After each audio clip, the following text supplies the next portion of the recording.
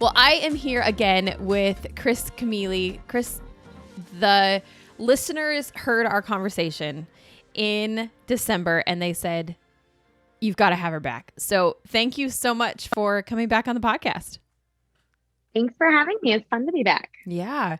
So after Kris was a part of our Advent series, and she and I had a conversation, and after that conversation aired, I had several people say, I would love to know her perspective on beauty. I wish she'd expanded on beauty.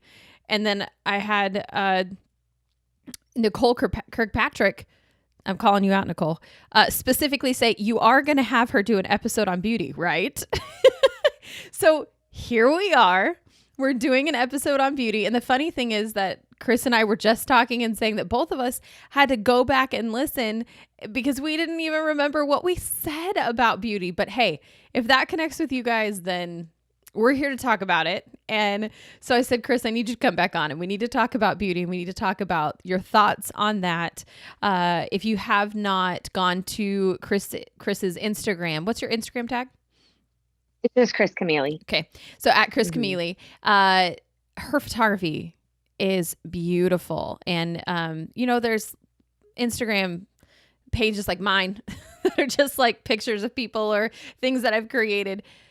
Kris's is like walking through like a museum. The pictures are so thought out and so beautiful. And so Kris, for those that maybe haven't listened to the episode in December, can you tell us a little bit about yourself? I live in Ohio. I'm a mom to 4 kids, age ranging from 12 to 17. Is that right? Yeah, 12 to 17. I stay home. I write from home. I host a yearly retreat called Refine the Retreat. I've been married for 22 years, I think. Wow. I don't even know. We don't even know anymore because we've been together so long. Yeah. So that makes sense. Kind of a nutshell, I guess. Yeah, absolutely. Now, in December, you mentioned that beauty is something that you love. And you mentioned that there's people have a lot of opinions on beauty. So tell us, what is your definition of beauty and why is it so important to you? Yeah, that's a good question. I thought a lot about that when you had asked me that the other day, and I was thinking about it. And beauty is like, it's so hard to define. And I mean, people have written whole books trying to wrap their words around how to define beauty, because there is an element of it that's subjective. And so trying to say it is definitively this or that is really difficult. But I found a definition in this little book that I have by Stephen Roach called Naming the Animals. This is the cover of it. But he said, and I was like, yes, this is how I would define it. He says, beauty is a felt experience that awakens our hearts to wonder. And I thought that's maybe like the best definition that I've heard, because I think that's what it is. For me, when I encounter beauty, it's like you have an experience. I have an internal, there's something that happens internally. I feel it in my body.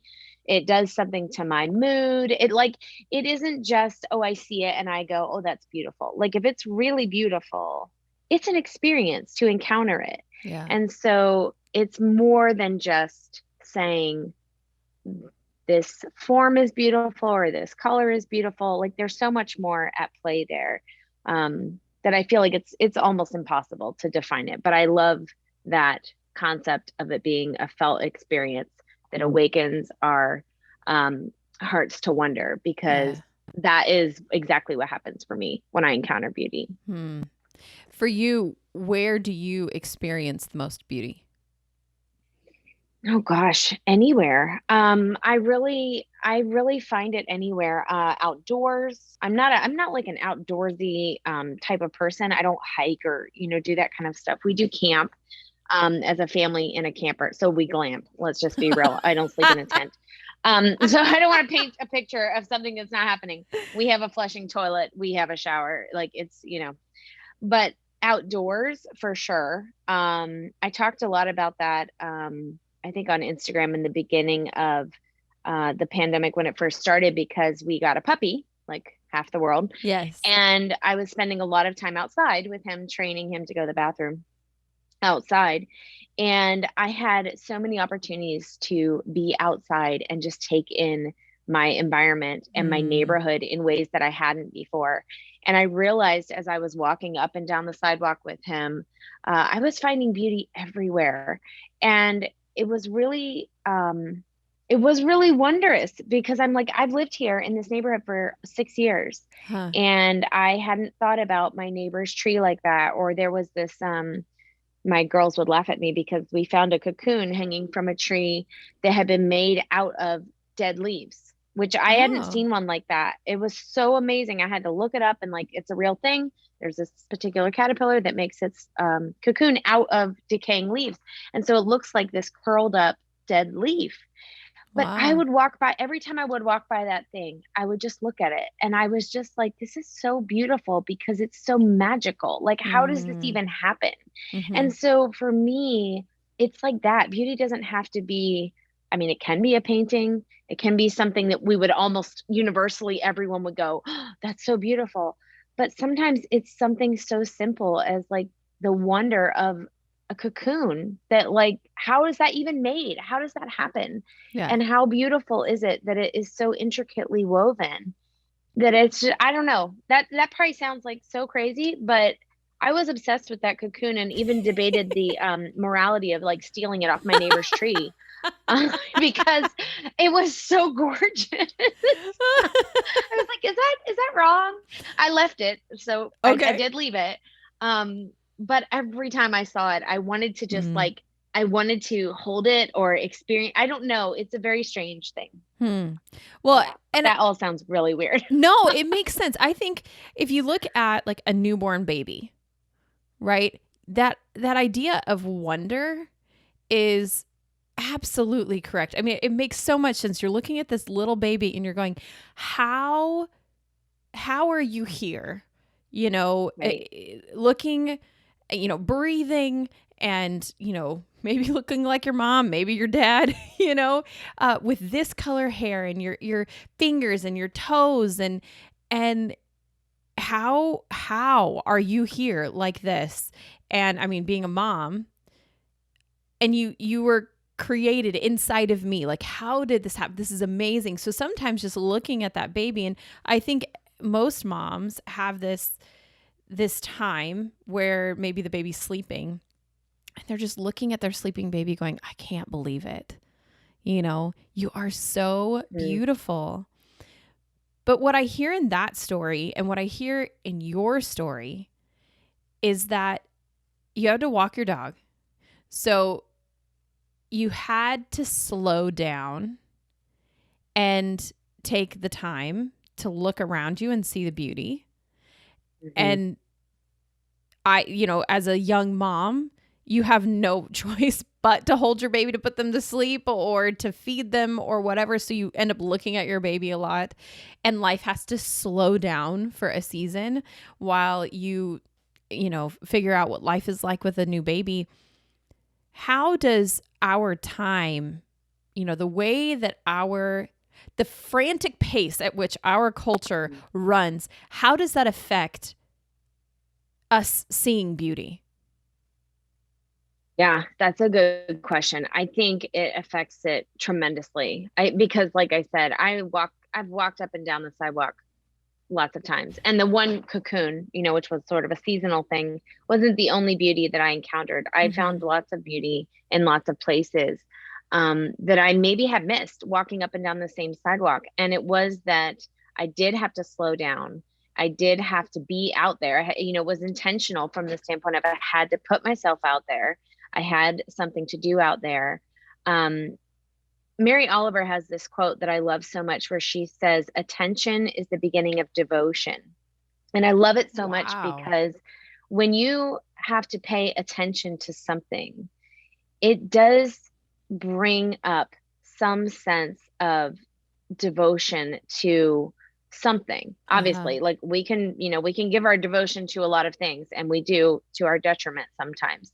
But that paying attention, that slowing down, and that pause is the beginning of being able to see something that we might otherwise miss. And I think that Mm. when I hear her quote, I think of it's also the beginning of worship. And beauty for me leads me to worship. And that may not be everyone's Yeah. experience, but for me, that's what happens. Like, I'll go back to the cocoon for a minute. When I saw that cocoon, and the mystery and the wonder of the whole thing, the actual form of it, the colors, the texture, and then knowing that there's something really magical happening on the inside of it that I can't see. It led me to worship and to Mm. think, God, you made this. Like you Yeah.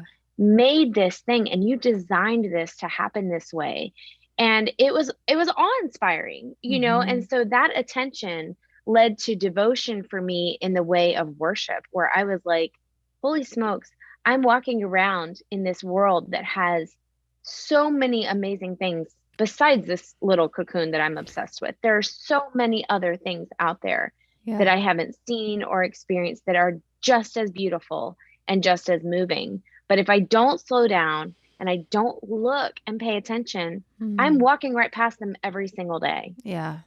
Man, I love what you were talking about with worship. And I mean, for me, I'm a musician. And so when I'm Mm, in a service and they have a musician or a portion where the focus is just on the instrumentalists, or they mm, have a soloist, like a vocalist that's going to sing a solo that's maybe other people are singing with, maybe it's congregational or maybe it's just them. I know some people look at it and say, well, we don't want to like bring all the glory to that one person, right? But for mm, me, it's not about the one person, it's about the gift that God has given them. And sometimes you can just sit back and no, it's not congregational. Yes, it can be like a guitarist up there riffing a solo, right? But then to just close my eyes and hear the work that that person has put in, the talent and the gift that God has given them, and how they're using that to serve the Lord. That is a beautiful thing, and it brings me to a point of worship where I'm appreciating what the Lord has created. And I agree with you. I think that that awe and that wonder takes you to a point of worship. And so much time. I mean, there's a whole nother subject, worship. And what is right. worship, right? But you're saying that at this point of worship is an appreciation of the beauty that is around you. That moves us into my next question of how does beauty intersect with our faith? Because I think that some people believe they shouldn't exist. They've taken scripture and they've kind of misconstrued it a little bit and say, Mm, beauty is of the world, beauty is a bad thing. And then other people, and to be honest, that's like one perspective. Most of the time, it is human beauty is something that is to be pushed aside. mm. Um, where personally, I think beauty is in scripture all over the place. God tells us that we are beautiful and that his creation is beautiful. So tell us, how does beauty intersect with faith? Yeah, gosh, that breaks my heart when I think about the ways people want to separate beauty out Mm, um, from God's world and from God's word. I just don't know how you can do it. I feel like you've got to go through a lot of gymnastics to make that happen because, like you said, it's everywhere. I mean, was it uh, Ecclesiastes 3:11? He has made everything beautiful in its time. There are so many, the creation story. He called it good, is beautiful. mm-hmm, He was pleased with what he's made.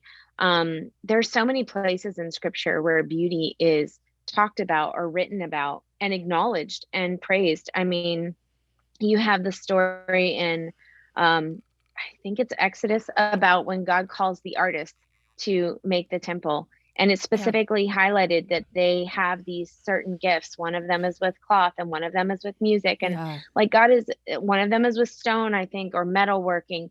And these gifts are called out in them. And I think why would there be any attention drawn to these things if they didn't matter, if it Mm. wasn't part of God's design, if it wasn't something that he wanted us as a people to acknowledge that beauty is part of his design. It is not sin to recognize beauty in the world. I think when we acknowledge beauty in the world and when we attribute it appropriately to Yeah. God, then we are worshiping, we're Mm. acknowledging that you have made these beautiful things and we get to, like, we have the privilege of experiencing them, Yeah. but he made them and he made them for his pleasure and for our pleasure. That's right. And to be able to like rest in that and enjoy that experience, I feel like, Mm. man, I don't want to be cheated out of that. I don't want to miss that Yeah. because it's so good. He calls it good. It's good. Mm-hmm. Like if God calls it good, we don't really have any place to call it anything else, right? Like, I mean, And that can I feel preach when you're looking in a mirror in the morning, right? If God called Right? it good, we can't call it not good. Exactly. Oh, man. Exactly. And in Matthew 6, there's a verse that jumped out at me about, and he's comparing beauty to, he's comparing our beauty, I think it is, to that of the birds and the beauty of the birds. And he says, he compares the birds to Solomon and, the beauty of Solomon, and saying, not only was he good looking, but he was like one of the richest people in the history of the world. And he created this amazing temple that was adorned with gold and jewels on the walls, not even like just on the furniture, but on the walls. And he was a king who loved beauty, but the birds are more beautiful than he is, or than what he created. And I thought, okay, so basically think of the most beautiful thing that our human brains can think of. And that's what he was doing in that passage. Here's the most beautiful thing that you guys know of in your history. And yet the birds and the trees are more beautiful than that. So the birds and the trees, they're simple. They don't have gold on their feathers. They don't adorn themselves with jewels. They're not working really hard to make themselves a particular size. And yet they're beautiful, more beautiful than the most adorned human. And so I love that idea that if God made it good, it's good.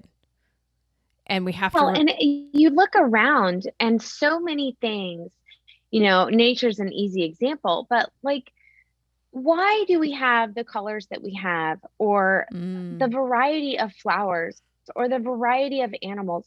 Like, there's no purpose in that.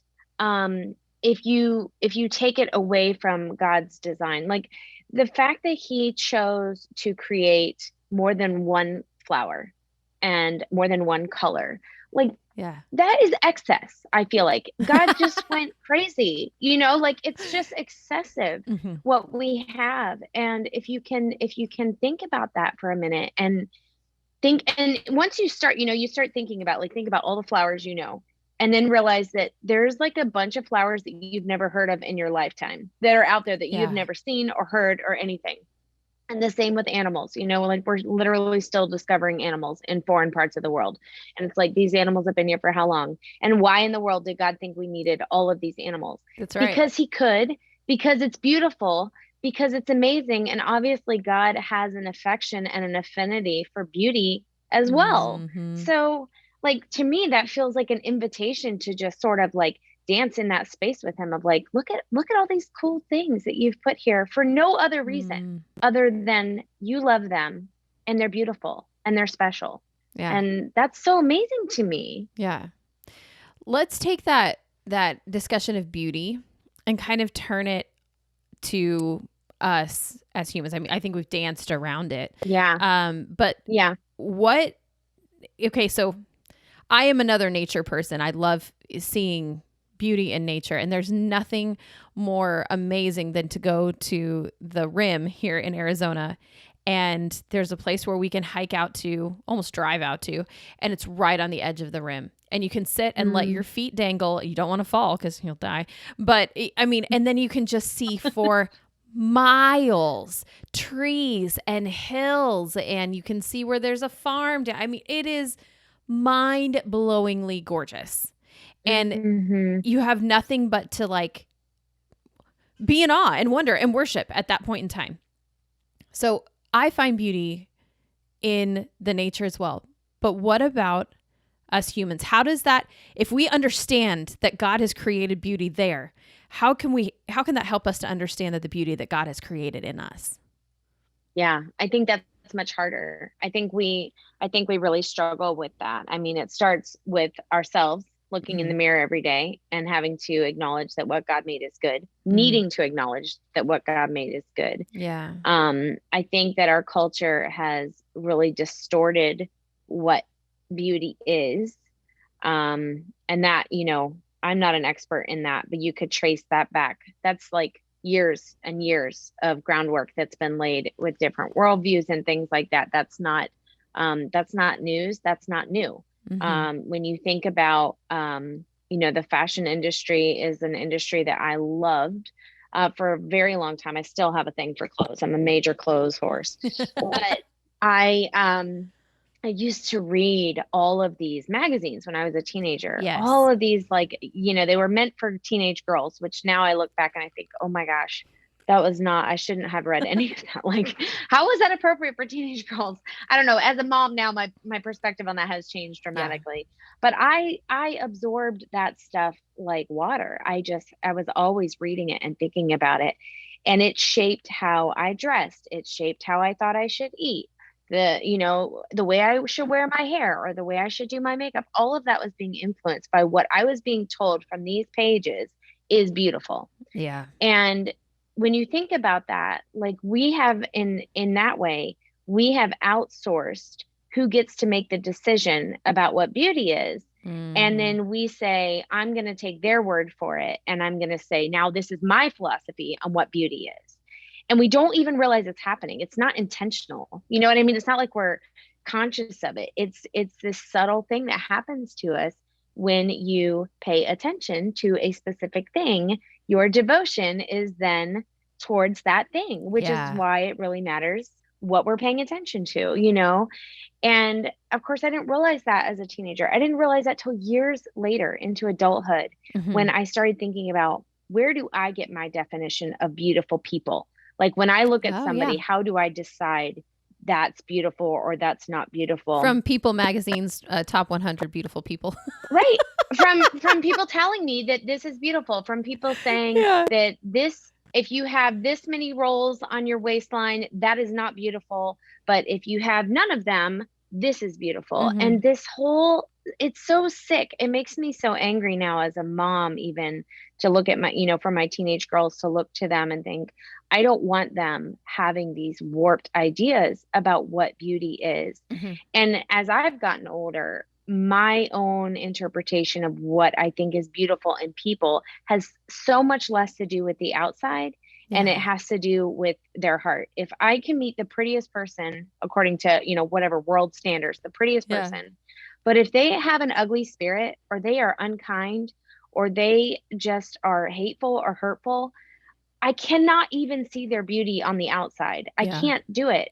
That is all like that fades away because what I'm presented with is this interior that is completely in opposition to what's on the outside. Right. And I think that that's where, I think that's what we're supposed to be looking at more than the outside anyway. It's like looking at people's hearts, looking at what's coming out of a person. I have met some people who are so according to worldly standards, they don't check any of the boxes for beauty. Okay. Physical beauty. They don't. But I have looked at them in such wonder and awe of their beauty because their spirit is so generous and so deep and so rich that I look at them and I think this person is beautiful, but I'm not looking at the color of their eyes or their hair. I don't see any of that. I'm just looking at what's coming out of them and being moved by that. Mm, And I think that's the way we're supposed to do it, but it's hard, yeah. right? Because we're Yeah. not trained to do No. And there's no one in the world like, offering how to find true beauty classes. Though you that. can Right. find many modeling classes and how to do your makeup and I mean, and you and we had beauty magazines. But kids now have TikTok, Instagram, Pinterest where you could spend Right. all day looking at a beautifully curated picture of what the world thinks beauty is and going, Right. I legit can never accomplish that. Like for me, growing up, the idea of what the beautiful body was not even in my ability because Right. I happen to be uh, a body like shape that didn't match that. And my friends would wear these shirts and that were considered cute. And because I was blessed in the upper region, I put on those same shirts and it looked inappropriate. And my, Right. and I remember that was hard for me. And I didn't understand why I couldn't dress the way that my other friends did. Now I'm thankful. Thanks, Mom, for teaching me modesty. But I had other friends wearing the same shirt and it didn't look immodest on them, you know? So Right. it's so hard as a young mind to grasp that when we're getting messages from all around us. Sometimes it's not even just the online presence or a book presence. It's watching the girl that's getting all the attention at school. Mm. And so we in our mind, that immediately goes in as that must be beautiful. Right. How do we help younger generations, and maybe even not just younger generations, but it could be, a mom who is struggling with her post-baby body and life. The fact that Yeah. she doesn't have time to do her hair and makeup every day anymore. And, or an older woman who has just, is going through grief or gone through a divorce and our picture of beauty is like fading away. How do we help women specifically understand? Let's talk about God's beauty. How can we do that? Yeah. I think it can go back to the concept of wonder, because Mm, even the human body, like when you think about it, and most of us, I don't want to say most, some of us, a few of us have some squeamishness around even just thinking about our bodies and the way they work. And, we get into this territory. We're like, I don't want to talk about that. yeah. But if you think about the human body, what it's capable of, the functions that it has, um, it is, I mean, it's wondrous, right? Like Mm-hmm. it's absolutely wondrous what our bodies are capable of doing, not just physically, like when we're working out or dancing or whatever, but like even internally, what's happening, that all the stuff that's happening that we can't ever see, the Mm, cells that are regenerating all the time. Like it's so magical and amazing that I think if we could look at our bodies more in that way, like this is there's so much happening here that it is wondrous. And mm, that means to me, it's beautiful too, because I mean, I couldn't design that, like I couldn't yeah. create that. Mm-hmm. I wouldn't even know where to begin. It would be a hot mess. So if we could, yeah, I mean, like so far out of my realm of, Right. anything. But if we think about that, I think that it can help us. And the other thing that I've been doing over the last probably a couple of years is I'm in my 40s. I am still reprogramming my own mind about what beauty is from Mm, what happened in my teenage years, from absorbing all of that trash. And I'm going to call it trash. So sorry if somebody's offended. It was trash for me. It did uh-huh. not bring about good fruit. So garbage in, garbage out. Um, I have started on social media over the last few years following accounts from women who wouldn't qualify as the traditional model of beauty. Mm-hmm. Obviously, I like what they're saying too. It's not just for their pictures, but I'm deliberately trying to expose myself to things that the world would not necessarily call beautiful, as Mm. a way of reprogramming the thoughts that I've had about beauty and Interesting. helping me kind of re re-examine what is beauty. And it's interesting because it's, I mean, Mary Oliver, man, she did not even, I don't even think she knew what she was saying when she said that. Uh-huh. As I pay attention to these things, my mind is being reformed in that Yeah. way. I am learning to see, you know, these these wrinkles as beautiful, or these extra pooches as beautiful, as just acknowledging that they're part of us. Like, Yeah. and we are beautiful people, Mm-hmm. like all of us are beautiful people. There's just a wonder and a mystery to humans that if we can acknowledge that, I think you then have a hard time denying the beauty of it. Mm. Oh, I like that. If you acknowledge it, then you have a hard time denying it. Yeah, definitely. I mean, when we look at what we fill our minds with and what we fill our time with is what our heart is full of. And so if all we're doing is taking in the world's vision of beauty, the world's version of beauty, then that becomes what we see life through. And I think that's one of the reasons why influencer is now a job, right? Because it's like, if I buy that shirt, if I use that facial serum, if I use that jade roller, I mean, there are so many beauty products, and some of them don't actually do anything. It just makes you feel better. Some are effective, so that's good. But is because we're just looking for how we can look like this person, or achieve this goal in our appearance. I think if we're spending time in scripture, that we're going to find our value and our importance somewhere else, and we're going to see, okay, well, if I'm valuing this, then I'm going to appreciate my body as it is. And then if I want Right. to do things, because I like to work out, right? So if I want to go work out and there is a positive response in my body and it changes the way I look, I think that's a great thing.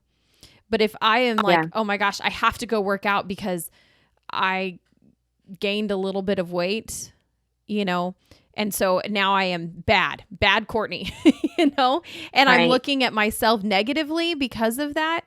I think now what we're doing is we're creating idols. We're creating idols out of our Right. body, out of our exercise, out of our facial serums. I have to have this or I don't have value. And that's, Right. and in a way, that's one of the ways that I feel like beauty has been, twisted or distorted, is that beauty is seen almost as an idol in our society. Right. And the Lord didn't set it up as an idol. He set it up as, this is something that brings attention to me. This is something that I want you Right. to see and appreciate and allow it to lead you to worship of me, not Right. worship of self, not worship of a product or an influencer or anything. That's not the point of beauty. So Well, no, go ahead. no, I was Finish. just saying I completely agree with that about your mindset change. Well, I was just going to say, as you were talking about that, I was thinking about the scripture, and I don't remember if it's in Romans. It's New Testament, but it's where I think it's Paul. He's talking about how people, they've gone astray because they started worshiping the creature rather than the creator. I mean, he says that Mm-hmm. very thing of what you're saying. And, you know, those idols, whatever they are, will never, ever hold. They'll never hold Yeah. when the seams are coming apart in our lives, or, things start to break down. Those idols are going to give way so fast, and you will be so confused and turned around because you have lost that thing that you were giving all of your attention and devotion to. And I think about that, like if you think about the body being an idol, Mm. what happens when you're in an accident and your body is maimed? Or what happens when something happens to you and you can't walk anymore? Or you can't do all the things that you used to do, or you lose your eyesight, or any of these things that we have, if we've invested so heavily in that, thinking that this is the thing, what happens when that thing is gone, Yeah. or it's distorted or disrupted or whatever? I mean, I think that's the easiest check for me when I think about whether or not something has shifted into the realm of being an idol. And it's so subtle. Like Mm. nobody really sets out. It's not like we say, I'm going to worship the body. You know what I Yeah. mean? Like it's Yeah. not like that. It's such a subtle thing that happens to us. But anytime I feel like things are getting out of order, I always go back to what happens if this isn't here? Mm. Then where do I stand? Or where do I land? Or what happens if this is destroyed? Yeah. Then, where am I? And all of those go back to ultimately questions of identity too. Because if you know your Mm. identity in Christ, Yep. then literally the whole world can pass away and you are in a sense unaffected because your identity is in Christ. And so everything out here is irrelevant at that point. Mm-hmm. So I don't know. I mean, that's a deep well, but I think there's a lot you can just check yourself on with that stuff, Yeah. Yeah, that makes a lot of sense with it in that idea of that direction that you let your brain go. And as you were saying that, Psalm 1 came to mind of how it's a progression usually, and it's not like we, just dive head first usually into this Right. stuff. It's a little bit at a time, and then sometimes you look back and you're like, how did I get here? When did this become such an idol in my life? When did this become so important? I don't even know. Right. To where Right. I can't live. I feel like I can't live without it. Okay, now we have an issue, and so I see that it's a progression, but it's a series of small choices, which I Right. think are important for us to remember. When we look at beauty, we can look at the created beauty, and then we can look at beauty that we can create. And one of the things that I think you do is create beauty through your photography, and which I think is a lot of fun. And sometimes people look at these things, they go to an art museum and they're like, oh my gosh, these paintings are amazing. Or maybe they look at one and go, it's a circle. Why is that even hanging on the wall? I've been to a modern art museum. I don't happen to be a modern art fan, but I know some people are. Yeah, so. I'm not either. Yeah. I'm not either. No, I'll look at it, but it's not my favorite genre. Exactly. So, but then again, we're talking about who sees this as beautiful. Someone thought it was beautiful. There are some interesting ones out there. Anyway, so when we're looking at creating beauty, some people say, well, I don't get to create beauty. I'm not an artist. I'm not a photographer. What does it look like to create beauty in our world if art is not one of the gifts God has given you? I love that question because I mentioned earlier, I host the yearly retreat, Refine, Mm-hmm. which appeals primarily to women who are creatively minded, which I think everybody's creative. So I really do believe that. I think it just looks different. I tell my assistant all the time that her creativity looks like spreadsheets, which I can't make. And she always says, she'll be the first one, I'm not creative, I'm not artistic. And I'm like, listen, this is art to me. You're making something that she makes them look beautiful. She uses color. She does things she's not even aware of how beautiful the work is that she's doing, but it's also beautiful because it's her gifting. You know what I mean? Like beauty I feel this, I don't know if you experience this, maybe as a musician you do.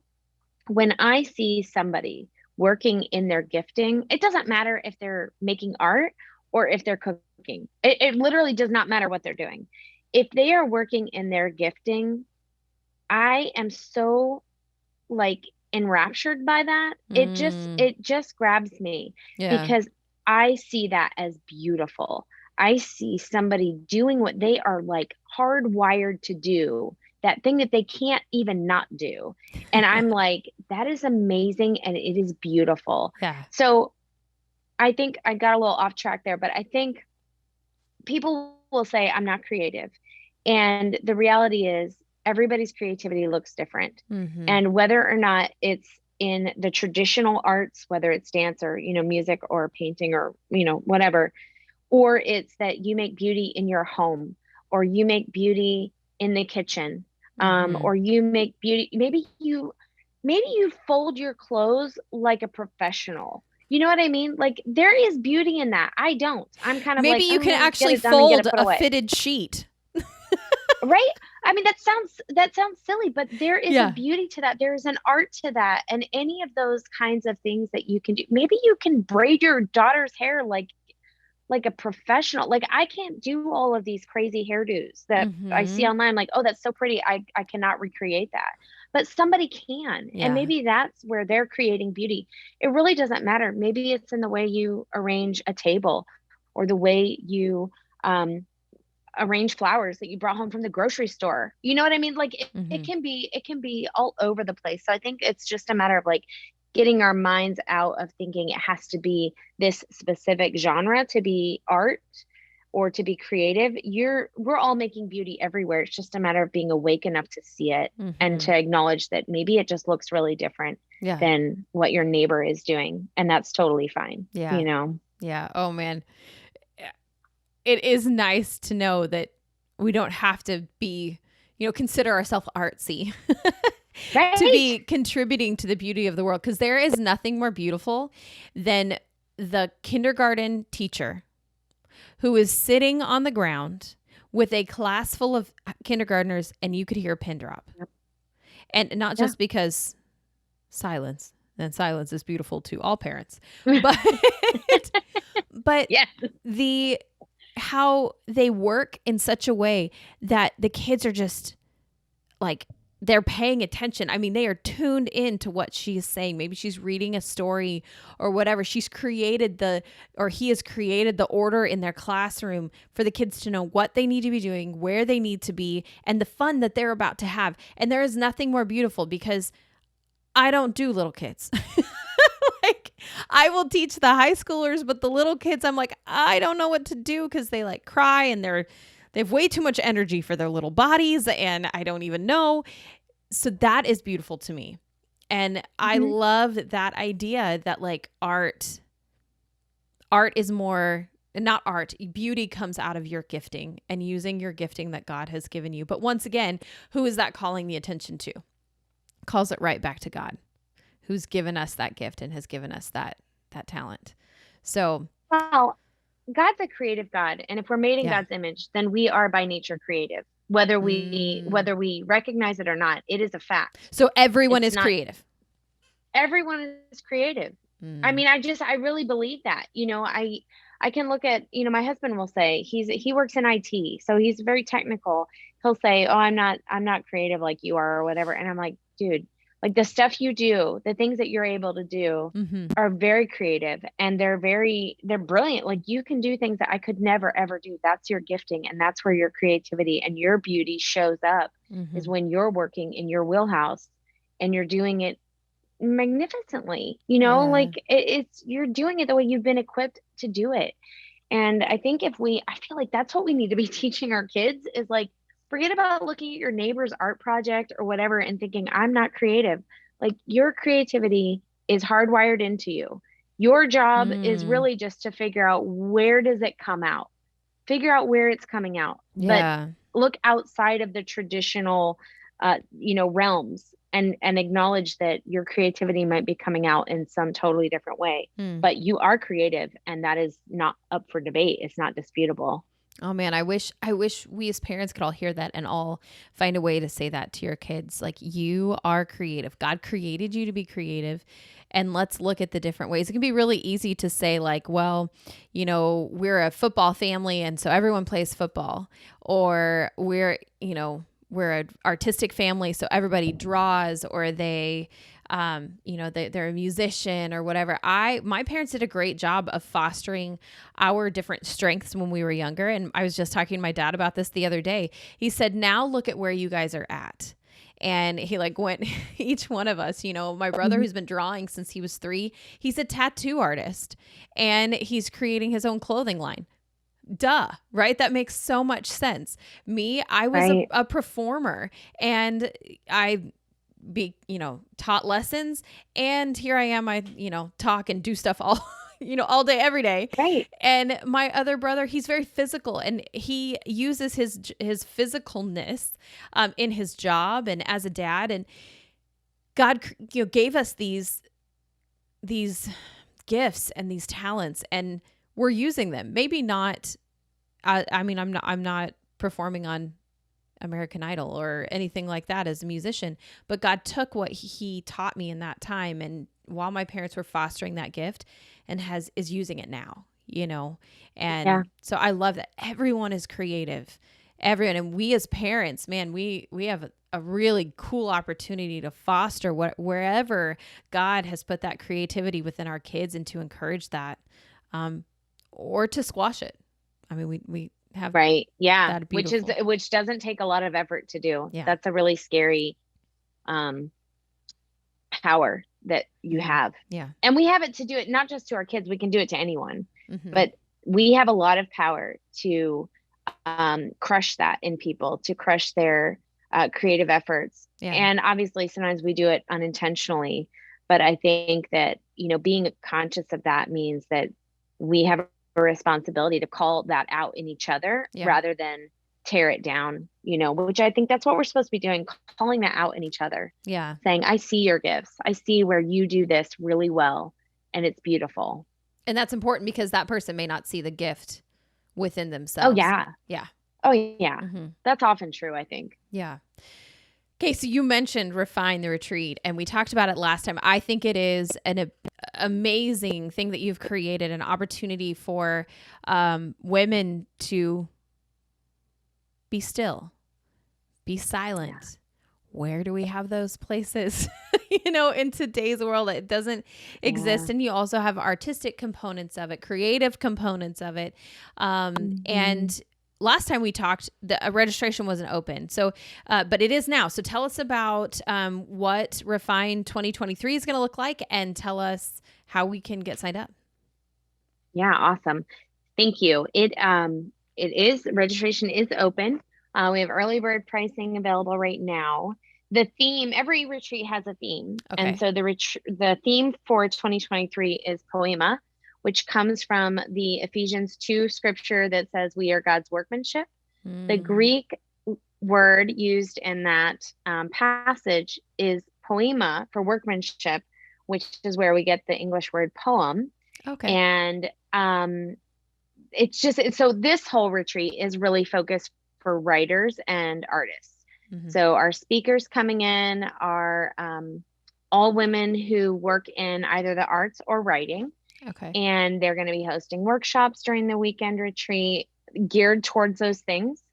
So it's going to be awesome. I know that the speaker lineup is so amazing, and it's always such a beautiful, there's that word again, but it's a beautiful weekend of watching women engage with each other and engage with God in a way that we don't often get to do in the middle of our daily lives. So right. I'm so excited. I cannot wait. So where is it going to be happening? It happens here in Ohio, and all of the details are at refineretreat.com. Okay. And the location is on there. It's about an hour from my house in Columbus. So it's about an hour from Columbus, hour and a half. Okay. In a tiny little town that has it's a very small little town, but it's at a retreat center there. So you really are getting away from everything. Very cool. Now, I don't know if you said this already, but early bird pricing is open now, correct? Yep. Okay. And that'll run probably through the summer, but it'll be cut off by the fall. So. Okay. And then you said we basically have till the end of the year to get signed up if we we will close registration down most likely in December. Okay. So you have some time, but if you wait, the prices are going to go up. So it's a good time to get in before they do. Awesome. Well, Kris, normally I would ask the question, who is it that's helped you along in your journey? But you just answered that in December. So I'm going to ask you a different question. Okay. And so I want you to give us your top 2 photography tips. One having to do with taking a picture of, because last time you said, I'm not a professional, just an aspiring photographer. One tip on how to take good photos of people, and one on how to take good photos of things. Because we're all taking pictures, and we used to laugh at my grandma. She would be so excited to show us her photos from the trip, and like our heads would be cut off. And granted, this was when you had to go and print them. You couldn't see them on your phone. But even when you would see them on your phone, it was like we were sideways or whatever.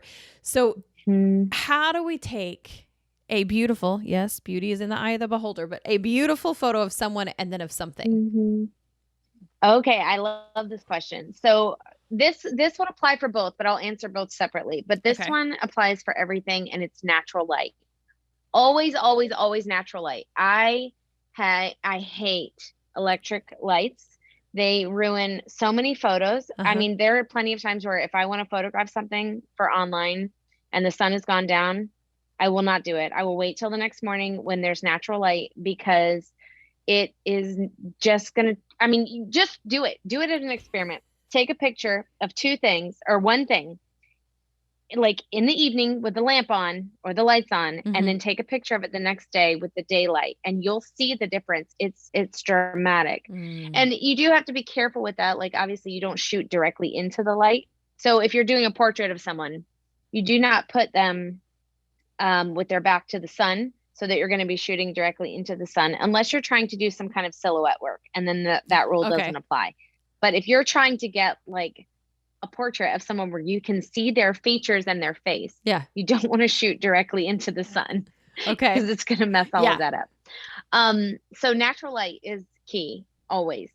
And now they have light rings and stuff. Like you can play with that if you really don't have good natural light, but that's your first choice always.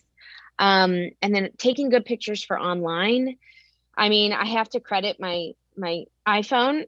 The iPhone camera is ridiculous. So I can't take all the credit. I mean, I have to remind myself sometimes, like, this is a phone. Like, I'm taking pictures like this with a phone. Like, this is So it's a really good camera. But the other thing is, I think one of the tricks I like to use is to look at something from an angle that you wouldn't normally look at it. So like the perfect example of this is sometimes when I want to photograph my puppy, my dog, he's a full grown dog now, but he's only 11 pounds. I will get down on the floor. So I'm like nose to nose with him. I'm at his level rather than shooting him from where I would see him, where I'm standing up. And I'm obviously going to have to shoot down because he's on the floor. Get down to his level and take a picture. I do the same thing when I'm outside. If I'm taking pictures of something in nature that I really want to get like a good angle on, I will often try to get to the level of that thing, unless I'm trying to get like the branches of a tree going up or something like that. Yeah. But when you adjust your level, you just get a whole different perspective, and it's a different perspective than you're actually seeing it. Yeah. So adjust yourself, get down or lay on your belly, do something different. If that's what you're going for. Obviously these flat lay, top down kind of pictures, if you're doing that, then, make sure the surface looks how you want it to look. So take the time to compose your shot if it's that kind of a picture. So that you don't have, heads cut off or some random thing in there that you didn't want. That's right. So it's really lighting, timing, and level. Yeah. Just adjust yourself, Yeah, man, I think those are really, really good, helpful tips. And they're super easy. None of them will cost you any money except the iPhone. But everything else is free. Sunlight is free. You can have all the sunlight you want. I mean, yes, the iPhone is good. Definitely the camera is amazing. But all of those things can be done with any right? Yeah. Any camera. I mean, really. Yeah. And stay away from shooting outside at high noon. Don't shoot outside at high noon. Yeah. The sun is early morning or late afternoon, but high noon is awful for outside pictures. And they call it the golden hour, right before sunset, because the natural light is beautiful. And you will get beautiful pictures. Yes. Oh yeah. Yeah. You will. Yeah. My husband used to do photography, and one of the things he did when he would shoot kids is get down to their level. And parents would always say, "Oh my gosh, I love this photo. Like, how did you get this?" And really, like, the 6-month-old is laying on the blanket playing with a toy, and my husband is laying on his belly, at the kids' thing. Some of the best ones were when then the kids started reaching towards the camera And then you get these like weird but super cute pictures of the kids like cheek, but it's like, I don't know, the perspective, it made it cute instead of it being like, oh, he's messing with the camera. Can you get him away from my camera? Parents would be like, oh, don't touch. And Jeff's like, no, it's fine. It's fine. He won't break it, and get some of the cutest photos because he was down there with the kids. So yeah, absolutely. Well, thank you so much. I've enjoyed this thoroughly. But thank you for so fun helping us to talk about beauty and to kind of take a check, on where is your perspective of beauty coming from. Some people are going to hear this. They're going to go, yeah, I already know all that. And some people are going to say, maybe there's some adjustments that I need to make in my heart and in my mind and in my daily practice. So thank you very much for all of that. Thanks for having me. It's super fun to talk about. Absolutely.